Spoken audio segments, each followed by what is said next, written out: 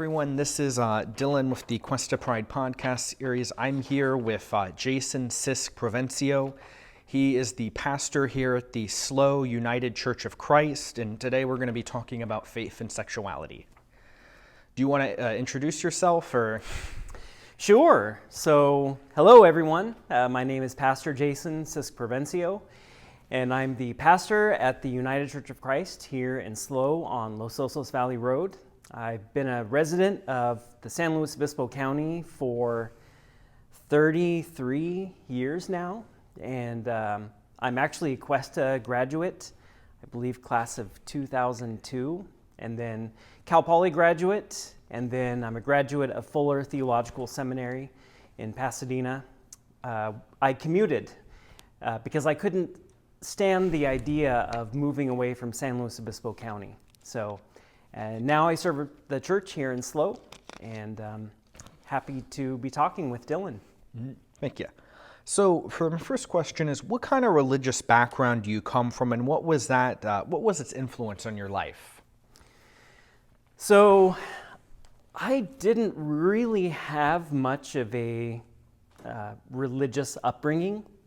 We went to church a few times when I was young. That was almost always when my grandparents were in town. They were churchgoers, and so if they were in town, then we would go to church, maybe to kind of appease them or something. But it didn't really make any sense to me. I thought, who is this God character? And God has a son? That's weird. It just didn't really make any sense to me. My family tried to put me in Sunday school, where I would be around other children, and I was like, I don't know these kids, this is weird, and so it just really wasn't meaningful to me. I would say if we had any kind of faith tradition, it was humanism. It was the belief that through education, humanity could reach its full potential, and that's something that really resonated with me. Both my brother and I did very well in school. He's also a Cal Poly graduate. And we got good grades, we paid attention, and so I kind of grew up in a not religious household. And I would say to this day, I'm still a humanist. I still believe in human virtue, in human intelligence, in autonomy. I studied philosophy. I started really getting into philosophy when I was in high school.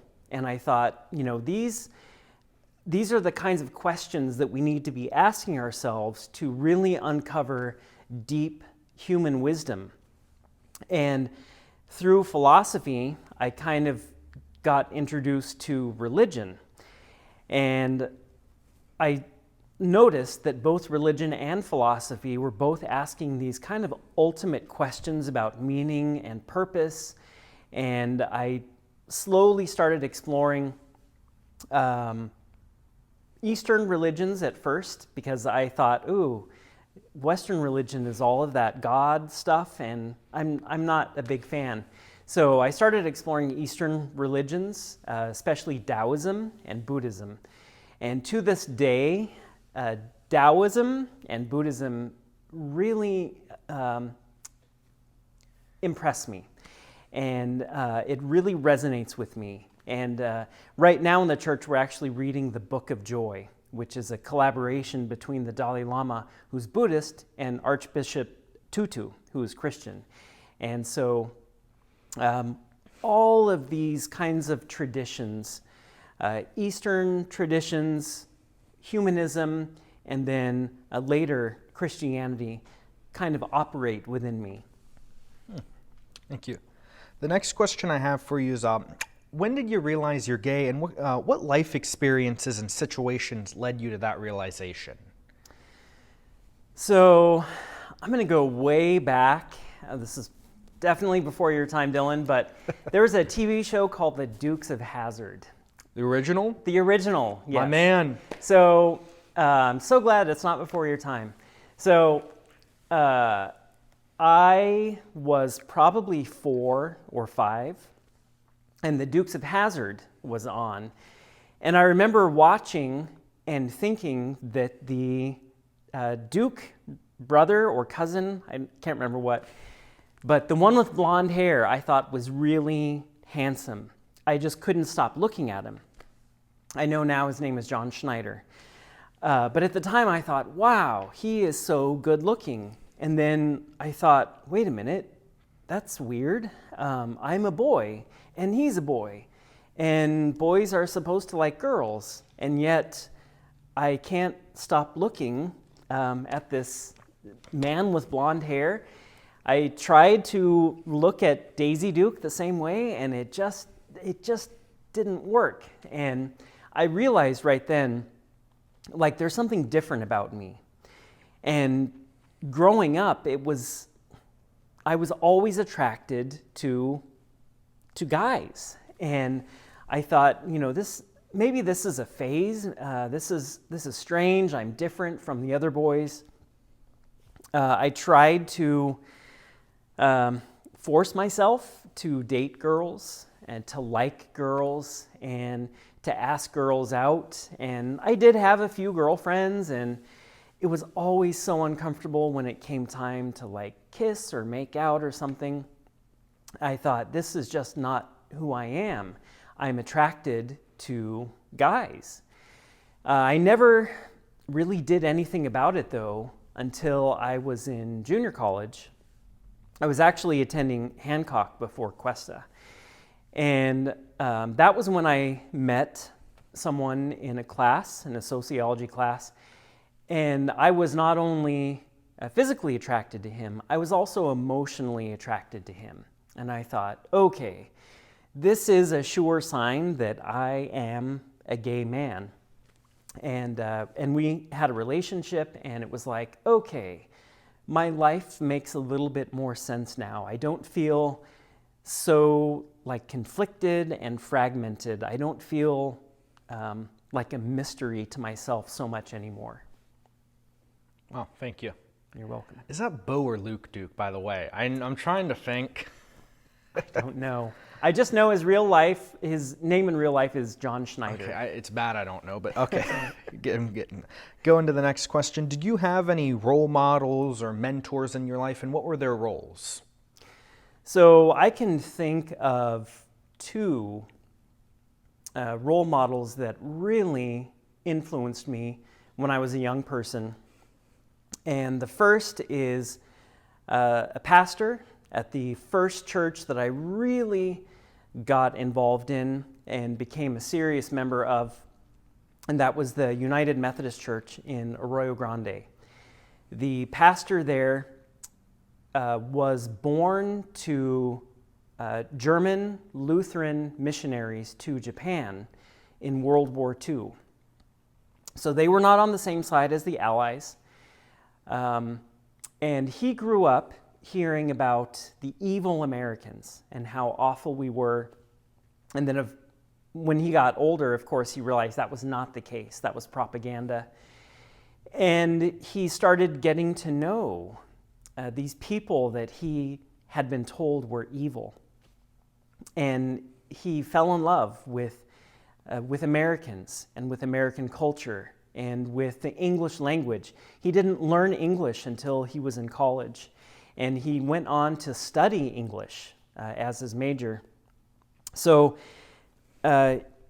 he helped me realize that sometimes we hear things about people that are not true. And to get to know people yourself instead of just believing what you hear from other people. He was also of German ancestry and very interested in German philosophy and theology, which I was too.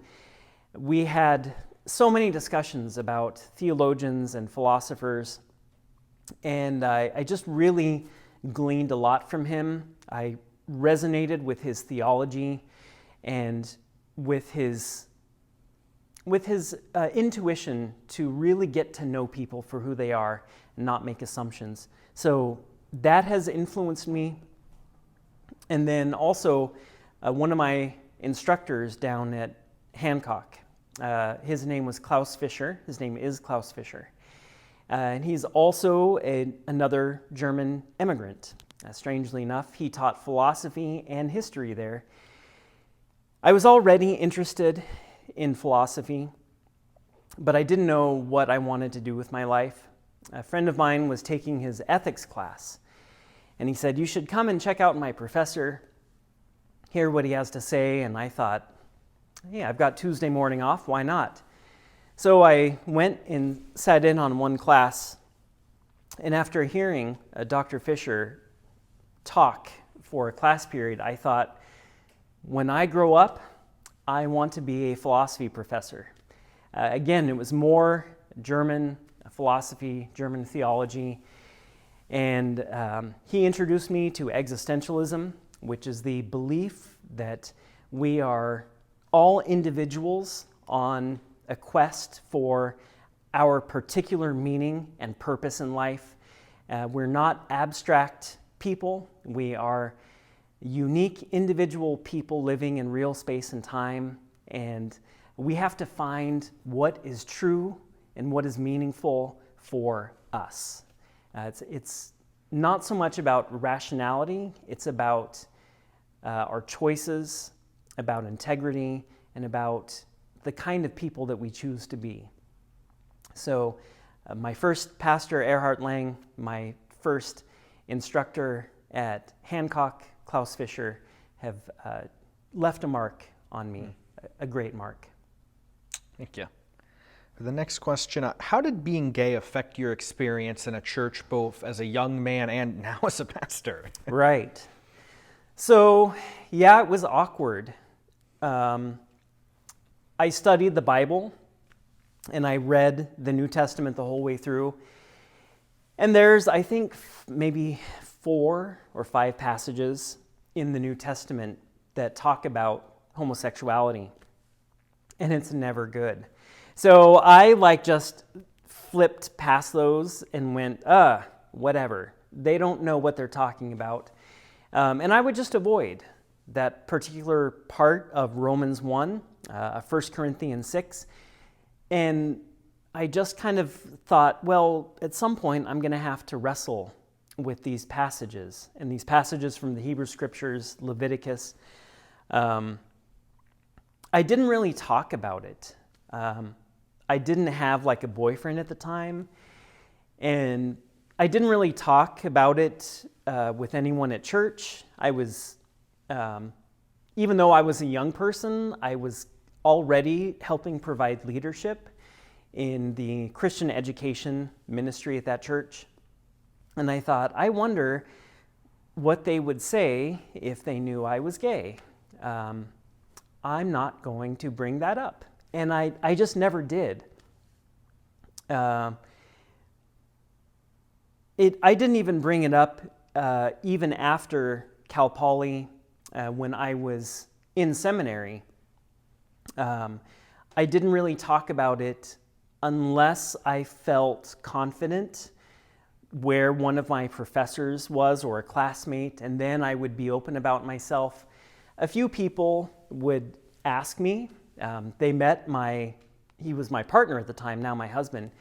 They would meet him and they'd say, "Oh, are you married?" And I would be like, "Yes, we are." But it was kind of unnerving because you didn't know where people stood. So when I started seminary in 2008, I was still a member of the United Methodist Church. I was a member at the Slow Church at the time.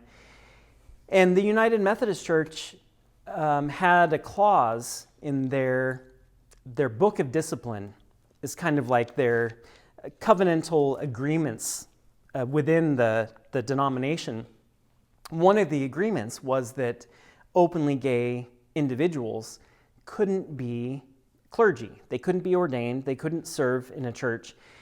And they couldn't even be considered to be a candidate for ordination. And I realized, and I talked with my pastor at the time, I realized that I was going to be fighting an uphill battle if I chose to remain in the United Methodist Church. And And she said, you know, there are traditions that are more inclusive. They've already had this discussion that we're having now. They've already come out on the other side, and it's no big deal. And I thought, gosh, that sounds great to me. In the years that have progressed, the United Methodist Church, at least in the Western jurisdiction, is now kind of more like the United Church of Christ is, where this is not, you know, they don't see being gay as a barrier to being called to serve as an ordained minister, which is wonderful. But I couldn't wait. I didn't want to stick around. I didn't want to fight. I didn't want to be part of a tradition that didn't affirm me and recognize that I'm God's beloved just like everyone else. And if God is calling me to serve in ministry, then God's calling me. So, that's how I wound up in the United Church of Christ. Gosh, you just answered the next question. One other actually question I also had for you, what is it like being gay in seminary? Because ironically, I also have family that went to seminary, but it seems like two things you would naturally think don't mix. It's like oil and water. You don't think they mix. What was that like? So I went to the actually it's no longer the largest. It's now the third largest seminary in the world. That's Fuller Theological Seminary in Pasadena, which is an evangelical seminary.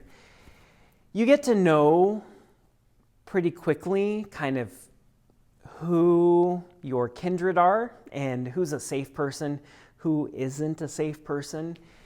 And I just kind of chose to spend my time and my energy with people that I knew loved and accepted me exactly how I was. Actually, when I was attending Fuller, the president, Rich Mao, was very inclusive, and he actually allowed for there to be an LGBTQ plus group in the seminary. It was called One Fuller. And we even had like a film week, and we had Dustin Lance Black, who I believe wrote Milk, and we showed Milk, and Dustin Lance Black was there. We watched a film called Seventh Gay Adventists, about gay Seventh-day Adventists. It was really progressive. And Rich Mao said, like, I know we have gay and lesbian students at Fuller, and they are welcome here. We need to get past all of these labels, and we need to come together. And I thought, wow, what a great leader. I think they've changed course a little bit in the years that have followed, which is unfortunate. But, I had a great experience at Fuller, and I just got a good feel of who were supportive and inclusive professors, students, and I spent my time with them. Wow, that's incredible. And just a quick question, what year was that, too? So I started in 2008, and I graduated in 2013. Huh. I would not expect that to be happening in 08 to 13. Yeah. One other thing I should mention about Fuller, that's another reason that I wound up in the United Church of Christ, is one of my professors was ordained in the UCC. And from my writings, from him getting to know me and talking with me, he said, "Are you sure that you belong in a tradition that is hierarchical? It sounds to me like you really value the lordship, the leadership of Jesus, and you really have a passion for the local church and not so much these big bodies." And I said, yeah, that is something to think about. So Richard Peace was his name. Okay, and my next question is, please, what makes the United Church of Christ different from other denominations? Yeah, so that's a great question. The United Church of Christ is a non-hierarchical denomination, which means we don't have anything like bishops or district superintendents or cardinals or anything like that. We believe in the autonomy and the freedom of the local congregation to make its own decisions, to hire their own pastors. So like this church actually hired me, they interviewed me and hired me. The UCC is actually the product of a merger. In 1957, the Congregational Christian Church merged with some smaller traditions to form the United Church of Christ. The Congregationalists go all the way back to the Mayflower, to the Pilgrims. They came from Europe in search of political and religious freedom. And that's really, I would say, the core value in the UCC is freedom. To do what we believe God is calling us to do, to live the way we believe God is calling us to live. In the UCC, we believe very strongly in the separation of church and state. I also say separation of church and hate, but we believe that individuals should be free to choose for themselves what is right. We don't believe in a bunch of top-down structures and rules and creeds and all these things. We believe people have to be true to their authentic selves and choose who they are, choose what they believe. So we like to build, we say, from the ground up. The strength of our denomination is rooted in healthy, strong, autonomous, interconnected local churches. And we have around 5,000 churches, and we kind of band together for emergency work, for aid, for social justice projects, but it's kind of up to every individual member and every individual congregation exactly what they believe and what they do. And I love that. I love freedom. No, that's a good thing to have. I was wondering, was there any kind of like specific, more large-scale event that led to a more like accepting atmosphere for LGBTQ plus people? Or? Yeah, so every 2 years, the wider church comes together for, we call it a synod. And we discuss subjects, topics, and we vote as a national body on kind of what stands to take as a national church. Of course, every individual church is welcome to disregard it or regard it. But one of the conversations that took place in the UCC that was really a turning point was back in 2005 at our General Synod. We took a vote as to whether or not to support marriage equality. And the denomination, through all of its representatives, voted yes, that we do support marriage equality. We were the first Christian denomination to support marriage equality. And they said, you know, we're all God's people. Who are we to say that two adults who love each other don't have the same right as opposite sex couples to get married? So we took an early stand, and I'm proud of it. Now, looking back 16 years, it was progressive for a church to do. No, that's amazing. That's very daring and bold, especially, you said 05? Yes, 2005. That's definitely a different environment we're talking about. Yep. That's incredible. Another question for you: what advice do you have for LGBTQ plus Christians of like all ages, and do you have any advice in particular for younger ones? So for LGBTQ plus Christians of all ages, I would say you have to be yourself. if you're not being your authentic, true self, you're pretending, you're acting, you're living someone else's life. And it doesn't feel good. I acted for many, many years. I was trying to be someone that I wasn't. It was exhausting, it was frustrating, and I felt like I was carrying a heavy burden. And I wondered, oh my goodness, what would people think if I were honest? What would my family think? What would the people at church think if I were honest? And I always thought, oh, the risk is too big. I can't take that step. Who knows what might happen? And so I carried this burden for years and years, and finally I thought, I just can't do it anymore. I'm just exhausted. And so I came out. I told friends, I told my family, I told people at church, and everyone was like, we love you. We love you, Jason, and thank you for sharing this with us.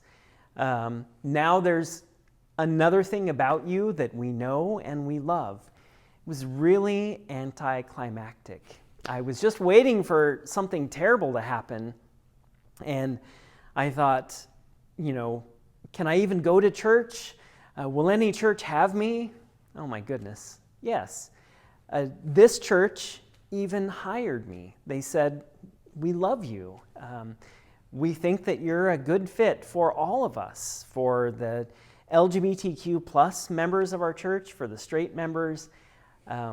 We love you and we want you to be our pastor. And so that's huge. I think just being yourself, being your authentic self. And for younger LGBTQ plus folks, I would say just be bold. Don't wait. Don't wait until you are in your 30s to kind of be honest with yourself and be honest with others. You have nothing to lose but shame and self-doubt and self-criticism. So come on in, the water's fine. No, well, thank you very much. And I know that's a big concern for a lot of people is the reaction. Because like you said, you don't know, are you even allowed to come back? It's definitely something I think a lot of people feel. And before we conclude, is there anything important you would like to talk about, add, discuss, like any subject at all? So I would like to say, as an LGBTQ plus person and a person of faith, I hope people realize that religion is not monolithic. There's not one thing called religion. There are so many religions. There are so many faith traditions, spiritualities, faith practices, ways of thinking about faith. Just because you have heard that religion has a problem with you, don't believe that. Find the faith traditions that are inclusive and supportive of you, and find the ways that they interpret some of these troubling scriptures that exist probably in everyone's tradition. Please know that spirituality isn't something that you are immediately disqualified from because you are a person in the LGBTQ plus community. Well, thank you, Pastor Jason. Thank you very much for coming on the show. We appreciate it. You're welcome, Dylan. All right. All right. Bye, friends.